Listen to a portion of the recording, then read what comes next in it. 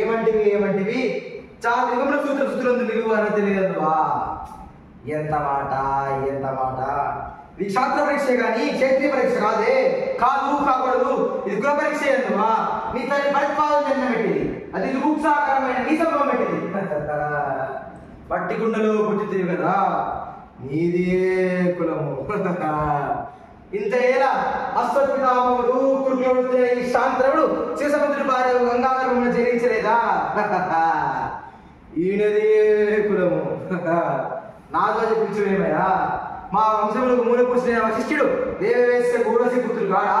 ఆ పంచమిద శక్తి అరుగతి శక్తిని, ఆ శక్తి చింతాలంగా పరాశరిని, ఆ పరాశరిని పడబెట్టిన వచ్చగలిగింది మా తాత వ్యాసుని, ఆ వ్యాస విధానైన మా పితామహ అమ్మికతో మాతని పితామహ అమ్మాయితో మా పిడితల్లి పాడురాజును మా ఇంటి దాసుతో ధర్మ నిర్మాణం మీతే కీర్తించబడుతున్న ఈ విదురదేవుణ్ణి కనలేదా?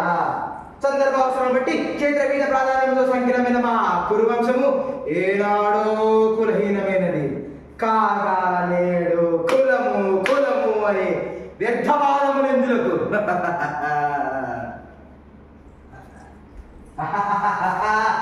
వచ్చిందే.